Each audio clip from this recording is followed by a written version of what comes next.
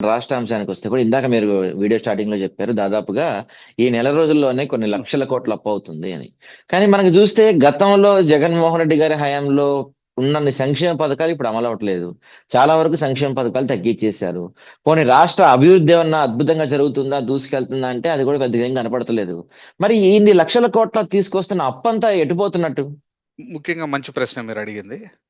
ఇప్పుడు జగన్మోహన్ రెడ్డి గారు తీసుకొచ్చిన అప్పులో ఆయన మొత్తం 5 ఏళ్లలో చేసింది 3,00,000 కోట్లయితే వీళ్ళు 23 నెలల్లో చేశారు. ఆయన చేసిన హ్మ్. 5,00,000 కోట్లలో ఇప్పుడు మీరు చెప్పిన పథకాల గురించే చెప్తే అమ్మఒడి 18,000 కోట్లు హ్మ్. దాదాపు ఆయన 5 హ్మ్. ఏళ్లలో ఇచ్చింది. ఫీజ్ హ్మ్. రీయింబర్స్‌మెంటు. ఫీజ్ రీయింబర్స్‌మెంటు అది కూడా దాదాపు 18,000 కోట్లు.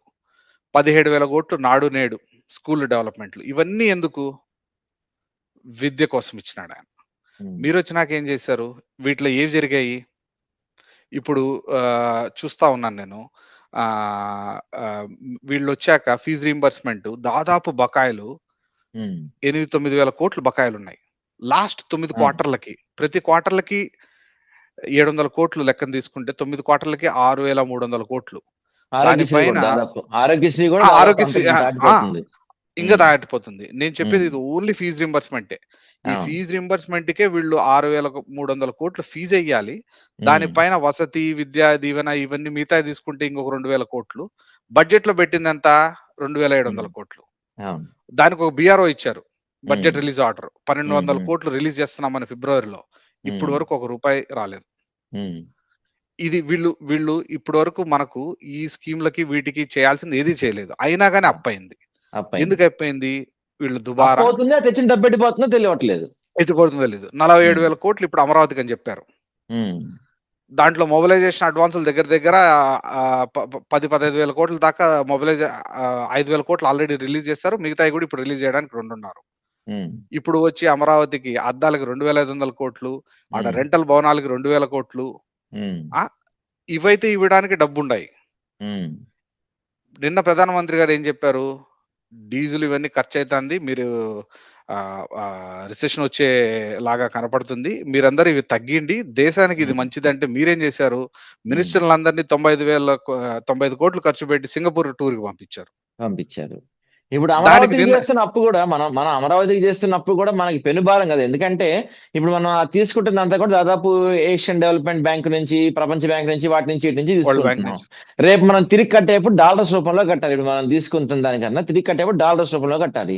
ఇప్పుడు డాలర్ ఇంకా పెరిగిపోతుంది. స్వయంగా మోడీ గారు చెప్తున్నారు రెసెషన్ వస్తుంది ఖర్చులు తగ్గించుకోండి అని. మరి మనం మాత్రం అప్పులు పెంచుకుంటూ వెళ్తే రేపు ఫ్యూచర్‌లో ఆంధ్రప్రదేశ్ పరిస్థితి ఎలా ఉండబోతుంది? అంతే గదా! నేను మీకు ఒకటి ఉదాహరణ జెప్తాను. నేను నిన్ననే చూస్తా ఉన్నాను. మనం ఈ వరల్డ్ బ్యాంక్ వరకు గూడా పోవాల్సిన అవసరం లే. ఇక్కడ మనం తీసుకునే స్టేట్ గవర్నమెంట్ సెక్యూరిటీస్‌లో నుంచి హ్మ్.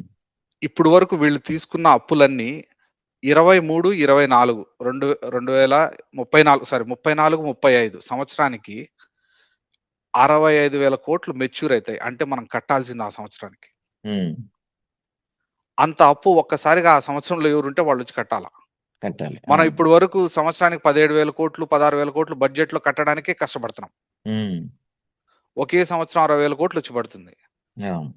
ఇదంతా పెనుభారంగా మారుతుంది. హ్మ్. ముమ్మాటికి హ్మ్. దాంట్లో మీరు చెప్పేది 100% వాస్తవమే. హ్మ్. రైట్. దీన్ని మనం ఆలోచించుకొని మనకు ముఖ్యంగా ఏది అవసరమో హ్మ్. దాంట్లో గూడా వాళ్ళు జెప్పిందేంది? మీరు ఫైనాన్స్ కమిషన్ గూడా జెప్పేదేంది? మీరు తీసుకున్న దాంట్లో క్యాపెక్స్‌కి ఏదైనా యూజ్ చేయండి. హ్మ్. హ్మ్. ఆ క్యాపెక్స్ ఇన్వెస్ట్‌మెంట్‌లు గూడా తగ్గిపోయినాయి మనకు. అవునవును. హ్మ్. రైట్.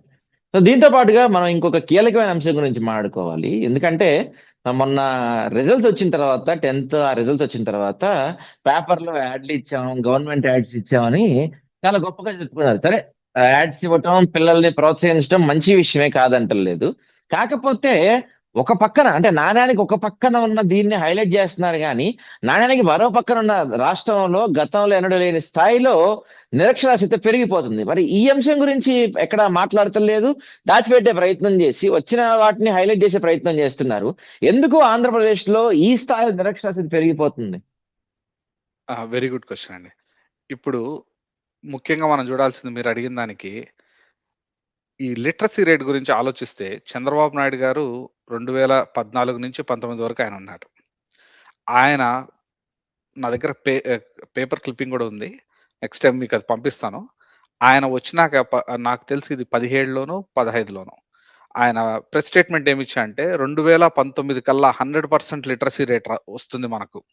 ఉమ్, ఇదేంది? ఇదంతా ఆయన విజన్ 2020 ఆ టైప్‌లో. ఉమ్, ఉమ్, ఆయన ఒక అవును. స్టేట్మెంట్ ఇచ్చాడు. ఏది ఉమ్, 19 కల్లా 100% వస్తుందని. ఇప్పుడు మనం 25లో ఉన్నాం. ఉమ్. 26లోకి అడుగు పెట్టాం. 26 వచ్చేసింది, సగం అయిపోయింది 26 26 కూడా. 26 సగం అయిపోయింది ఇప్పుడు. ఆ, ఇప్పుడు 26కి మనం ఎంతున్నాము? ఉమ్, 72%.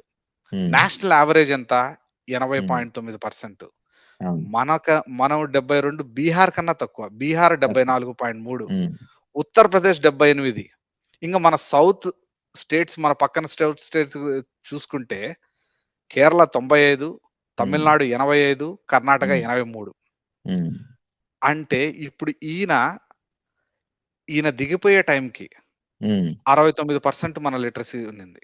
ఉమ్, దాన్ని జగన్మోహన్ రెడ్డి గారు వచ్చాక ఇప్పుడు లిటరసీ అమాంతం ఒకటేసారి పెరగాలని కూడా లేదు. ఎందుకంటే ఉమ్, వాళ్ళు ఉమ్, డిఫరెంట్ ఏజ్ బ్రాకెట్స్ తీసుకొని దే కాలిక్యులేట్ లిటరసీ రేట్. అవును. కానీ ఎన్రోల్‌మెంట్ పెరిగిందా లేదా అనేది మనకు పారదర్శకంగా ఉంటుంది. ఉమ్, ఉమ్, ఇప్పుడు ఉమ్, జగన్మోహన్ రెడ్డి గారు వచ్చాక ఏం చేశారు? ఇప్పుడు ఈ స్కీమ్‌లన్నీ మనం చెప్పినటివన్నీ ఎన్రోల్‌మెంట్ పెరిగింది. 63% ఉన్న ఎన్రోల్‌మెంటు ఆయన 71% తీసుకుపోయాడు. మీకు అంటే మీరున్న టైంకి 63% స్టూడెంట్ ఎన్రోల్‌మెంట్ ఉందంటే, మరి లిటరసీ రేట్ 100% ఎట్లొస్తది ఆ ఏజ్ గ్రూప్‌కి? ఉమ్, అంటే మీరు చేసింది శూన్యం. అవును. వీళ్ళు ఆయన చంద్రబాబు నాయుడు గారు 14లో అడుగుపెట్టినప్పటికి 66%, 67% ఎంతో ఉన్నింది. ఆయన బయటకొచ్చేతలకి అది దగ్గర దగ్గర 69. ఉమ్, ఏం పెరగలేదు. అవును. ఇప్పుడు సరే, ఇప్పుడు మీరు చెప్పే 72% కూడా ఎప్పుడు? ఇది జగన్మోహన్ రెడ్డి 23, 24 లెక్కలవి. ఉమ్, వీళ్ళొస్తే తెలుస్తది. ఉమ్, ఎందుకంటే వీళ్ళొచ్చినాక డ్రాప్ ఔట్స్ చానా ఉండాయి. అవునవును. ఆయన కష్టపడి చేసినోళ్ళంతా డ్రాప్ ఔట్స్. ఉమ్, వీళ్ళేసుకున్న ఫోటోలన్నీ గత 5 ఏళ్లలో జగన్మోహన్ రెడ్డి గారు తీసుకొచ్చిన విప్లవాత్మకమైన మార్పులు, రిఫార్మ్స్. దానివల్ల స్కూల్‌లు మెరుగుపడ్డాయి. ఉమ్, పిల్లలు కూడా చదవడం మొదలుపెట్టారు. ఈరోజు వాళ్ళకి ఒక పునాది ఈనేస్తే ఆ ఫోటోలు వీళ్ళేసుకుంటున్నారు. ఉమ్. సో దీంతో పాటుగా అంటే మనకి విభజన హామీలో కూడా చాలా స్పష్టంగా ఉంది, మనకి ప్రత్యేక రైల్వే జోన్ కేటాయిస్తారు అని. దట్టు ఇప్పుడు ఎన్డీఏ ప్రభుత్వంలో మన తెలుగుదేశం చాలా కీలక పాత్రలో ఉంది, కీలక భూమిక పోషిస్తుంది. అయినప్పటికీ కూడా మనకి రైల్వే జోన్ మనకి యాక్చువల్ గా రావాల్సింది వాల్తేరు కేంద్రంగా రైల్వే జోన్, విశాఖ కేంద్రంగా రైల్వే జోన్ రావాలి. కానీ మనకి ఇచ్చినట్టే ఇచ్చి దాన్ని కొంత నేమ్ చేంజ్ చేసి అసలు రైల్వే జోన్ మనకి లేకుండా చేసినట్టుగా తెలుస్తుంది. ఈ అంశం గురించి మీ అభిప్రాయం ఏంటి? మనకు అన్యాయం జరిగింది అనుకోవచ్చా దీంట్లో? చక్కటి ప్రశ్న అండి. ఇప్పుడు మీరు చూస్తే నిన్న, మొన్న ఏదో బుల్లెట్ ఫ్యాక్టరీ ఒకటొచ్చిందని ఉమ్. ఊరూరా బుల్లెట్‌లేసుకొని తిరుగుతున్నారు. అవును. కానీ ఆ బుల్లెట్ ఫ్యాక్టరీ వచ్చింది శ్రీ సిటీలో. వైఎస్ఆర్ గారు ఉమ్, తెచ్చింది. అది చెప్పడం ఉమ్, లేదు. అదే ఉమ్, విధంగా ఇప్పుడు ఇక్కడికొస్తే మరి south south coast railway zone మాకొచ్చింది అని వీళ్ళు చెప్పి దాన్ని ఎందుకు ప్రచారం చేయడం లేదు ఉమ్, గొప్పగా? ఉమ్. అంటే దాంట్లోనే మతలబుంది. ఓకే. వీళ్ళు మనకు విభజన హామీ ప్రకారం రావాల్సిన సౌత్ కోస్ట్ రైల్వే జోన్‌ని ఇస్తాము, విశాఖపట్నం కేంద్రంగా ఇస్తామని చెప్పి, దాన్ని ఇచ్చినట్టే ఇచ్చి, దాంట్లో రెవెన్యూ ఫైనాన్షియల్‌గా రిచ్‌గున్న ఈ వాల్తేరు డివిజన్‌ని 2 ఉమ్, భాగాలుగా చేశారు. అవును. దాంట్లో కేకే లైన్, ఉమ్, కొత్త వలస, కిరండుల్ ఈ రైల్వే లైను మినరల్ రిచ్ కేంద్రాలైన ఒరిస్సా, ఛత్తీస్‌గఢ్ వీటి నుంచి మన పోర్ట్ కనెక్టివిటీ ఉండే ఈ పర్టిక్యులర్ ఆదాయం వచ్చే రైల్వే డివిజన్‌ని మట్టుకు తీసుకెళ్ళిపోయి Orissa, Rayagada east coast railway జోన్‌లోకి మార్చేసినారు. ఉమ్, ఎందుకంటే అక్కడ బీజేపీ ప్రభుత్వం ఉంది. అవును. సో, మనకి ఇచ్చినట్టే ఇచ్చి మనకేం చెప్పారు? రైల్వే జోన్ వచ్చింది. కానీ దాని లోపల ఉన్న మనకు రెవెన్యూ బాగా వచ్చే డివిజన్‌ని మటుకు ఒరిస్సాకి చక్కగా మళ్ళిచ్చేశారు. ఉమ్. అంటే దీనివల్ల ఈ జరిగినట్టు మనలోకి తెలియదా? తెలిసి కూడా సైలెంట్ గా ఉంటున్నారా? ప్రచారం చేయడం లేదు. ఎందుకంటే వాళ్ళకి అర్థమైందిది.